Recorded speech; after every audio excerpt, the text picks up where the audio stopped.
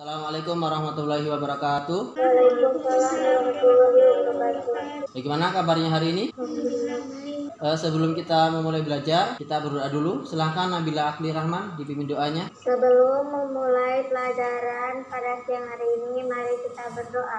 Berdoa dimulai. Berdoa selesai. Saya absen dulu ya. Aini, Hadir. Andi Fatimah. Hadir. Baik, jadi saya akan menjelaskan tujuan pembelajaran kita pada hari ini. Yang pertama, diharapkan Anda semua nanti mampu mengembangkan rasa ingin tahu dan tanggung jawab tentang materi yang akan dibawakan, yaitu kemerdekaan beragama dan kepercayaan yang ada di Indonesia. Ya, itu tujuan pertama. Yang kedua, Anda atau siswa mampu memahami tentang kemerdekaan beragama dan berkepercayaan di Indonesia. Yang ketiga, siswa mampu menyelesaikan masalah yang berkaitan dengan kemerdekaan beragama dan berkepercayaan di Indonesia. Jadi masalah-masalah yang terkait dengan agama yang ada di Indonesia itu seperti apa dan bagaimana cara penyelesaiannya.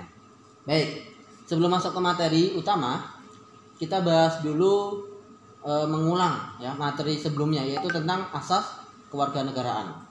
Nah, coba ada yang bisa menyebutkan apa saja asas-asas kewarganegaraan yang ada di Indonesia? Yang bisa silakan. 4. Yang 4, silakan Ella Sifa, apa saja? Asas ius sanguinis. Oke, ius sanguinis satu. Yang kedua, terus apa lagi Nabila Ziza? Asas solis. Ius solis. Ius solis secara Oke. terbatas. Oke, ius solis secara terbatas. Dua lagi.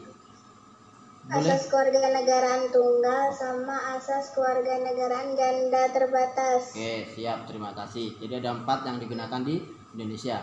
Coba sebutkan satu saja, salah satu hal yang bisa membuat kewarganegaraan kita hilang.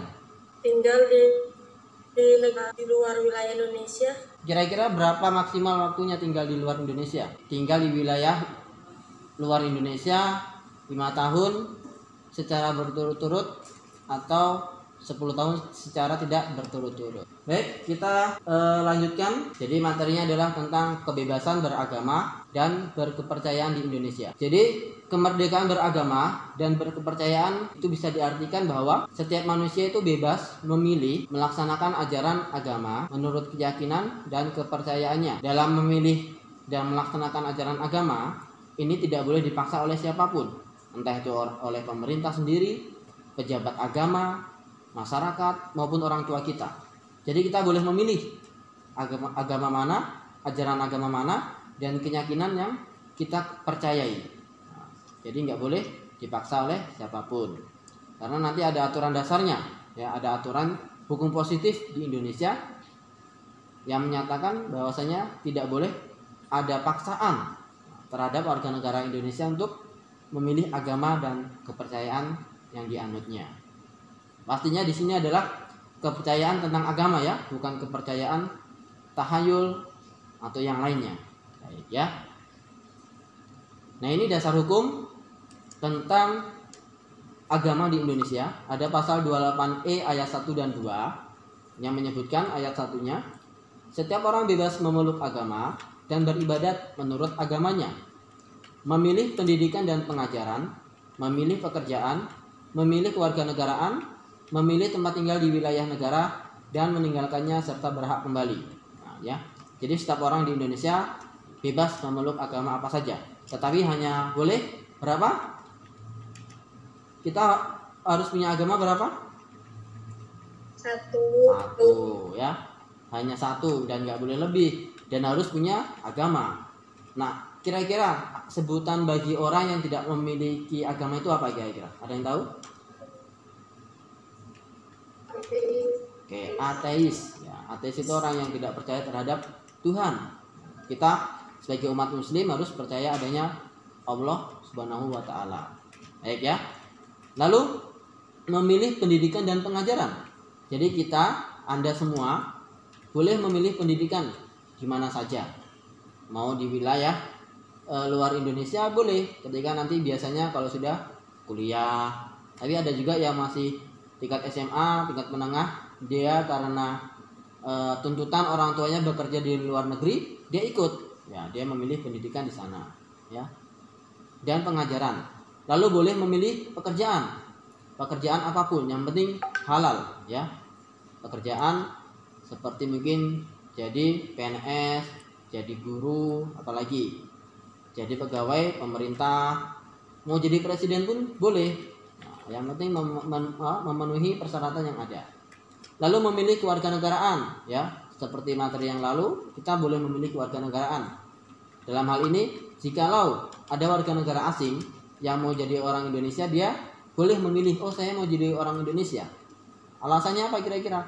Oh mungkin dia memiliki hubungan yang sangat kuat dengan Indonesia, atau mungkin nenek moyangnya pernah berjuang di Indonesia melawan penjajah, gitu. Atau mungkin karena melihat orang Indonesia itu ramah tamah, ya, suka senyum, ya, suka menegur, santun. Nah itu, ya, memiliki berbagai banyak bahasa dan adat istiadat.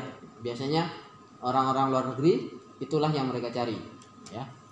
Memilih tempat tinggal di wilayah negara dan meninggalkannya serta berhak kembali. Ayat keduanya, setiap orang berhak atas kebebasan, meyakini kepercayaan, menyatakan pikiran dan sikap sesuai dengan hati nuraninya. Jadi kita boleh, ya, menyampaikan pikiran kita, menyatakan pikiran yang ada di dalam otak kita, atau bahasanya unek-unek, ya, kepada pemerintah, kepada siapapun, ya. Tapi di sini lebih ditekankan biasanya kepada pemerintah, ya, menyatakan pikiran dan sikap. Kalau pikiran bisa mungkin dalam bentuk artikel, tulisan, ya kan, puisi, boleh disampaikan kepada pemerintah. Sedangkan kalau sikap biasanya lebih dominasi ke masalah demonstrasi, ya. Jadi demonstrasi itu boleh-boleh saja, yang penting tidak anarkis, tidak merusak fasilitas umum. Karena fasilitas umum yang menggunakan bukan hanya kita, tapi seluruh masyarakat yang tinggal di daerah tersebut. Oke? Jika tidak ada pertanyaan, silahkan ditutup doa, ya, doa penutup. Kita silakan Nada Vicky dipimpin doa penutup. Untuk mengakhiri pelajaran pada siang hari ini, mari kita membaca alhamdulillah. Alhamdulillahirabbil alamin.